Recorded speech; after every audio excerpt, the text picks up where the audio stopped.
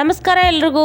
ಇವತ್ತು ಬಿಜಾಪುರದ ಜ್ಞಾನಯೋಗಿ ಸಿದ್ದೇಶ್ವರ ಸ್ವಾಮೀಜಿಯವರ 3ನೇ ವರ್ಷದ ಪುಣ್ಯ ಸ್ಮರಣೆ.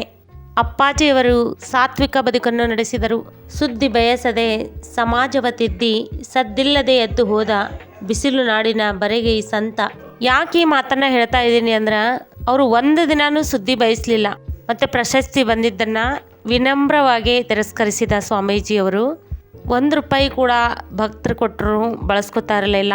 ಬಡವರಿಗೆ ಯಾರಿಗಾದರೂ ಇಲ್ಲ ಅಂದರೆ ಅವ್ರಿಗೆ ಕೊಡು ಅಂತ ಹೇಳ್ತಾ ಇದ್ರು ವಿನ ಅವ್ರ ಶರ್ಟಿಗೆ ಒಂದು ಜೋಬ್ ಕೂಡ ಇರಲಿಲ್ಲ. ತಮ್ಮ ಜ್ಞಾನದಿಂದಲೇ ಜನರನ್ನು ಎಚ್ಚರಿಸ್ತಾ ಹೋದರು. ಮತ್ತು ಅವರು ಮೂಢನಂಬಿಕೆಯನ್ನು ಬಿತ್ತುವ ಕೆಲಸ ಮಾಡಲಿಲ್ಲ. ಆಡಂಬರ ಜೀವನ ನಡೆಸಲಿಲ್ಲ. ಸರಳ ಸಜ್ಜನಿಕೆಯಿಂದ ಉತ್ತರ ಕರ್ನಾಟಕದ ಜನರಿಗೆ ಸ್ವಾಮೀಜಿ ಅಂದರೆ ಹಿಂಗಿರಬೇಕು ಅನ್ನೋ ಥರ ಬದುಕಿದಂಥ ಸಿದ್ದೇಶ್ವರ ಸ್ವಾಮಿಗಳು ಅಪ್ಪಾಜಿಯವರು. ಎಲ್ಲರಲ್ಲೂ ದೇವರನ್ನ ಕಾಣಿ ಅಂತ ಹೇಳ್ತಾ ಇದ್ರು. ಜ್ಞಾನಯೋಗಿ, ಶತಮಾನದ ಸಂತ.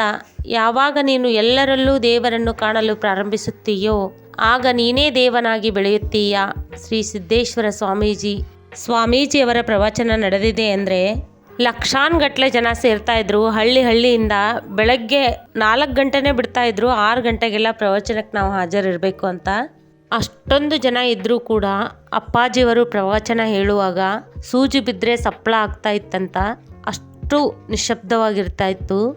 ನಿಸ್ವಾರ್ಥ ಜೀವನ ನಡೆಸಿದ ಕೆಲವು ಬೆರಳೆಣಿಕೆಯಷ್ಟು ಸ್ವಾಮೀಜಿಗಳಲ್ಲಿ ನಮ್ಮ ವಿಜಯಪುರದ ಜ್ಞಾನ ಯೋಗಾಶ್ರಮದ ಸ್ವಾಮೀಜಿಗಳು ಒಬ್ಬರು ಎಂದು ಹೆಮ್ಮೆಯಿಂದ ಹೇಳ್ತೀನಿ. ನಾನು ಹೇಳಿರೋದು ಹನಿಯಷ್ಟು, ಅವರಿರುವುದು ಸಾಗರದಷ್ಟು. ನಾನು ಹೇಳಿರೋ ಮಾಹಿತಿ ನಿಮ್ಗೆ ಇಷ್ಟ ಆದರೆ ಪ್ಲೀಸ್ ನನ್ನ ಲೈಕ್ ಮಾಡಿರಿ. ಪ್ಲೀಸ್ ನಮ್ಮ ಚಾನಲ್ನ ಸಬ್ಸ್ಕ್ರೈಬ್ ಮಾಡಿರಿ. ಬೆಲ್ ಐಕನ್ನ ಒತ್ತಿರಿ. ಹೀಗೆ ಮಾಡೋದ್ರಿಂದ ನನ್ನ ವಿಡಿಯೋದ ಪ್ರತಿಯೊಂದು ನೋಟಿಫಿಕೇಷನ್ ನಿಮ್ಮ ಮೊಬೈಲ್ ಬರ್ತದೆ. ಫಸ್ಟ್ ನೀವೇ ವಿಡಿಯೋನ ನೋಡ್ಬೋದು.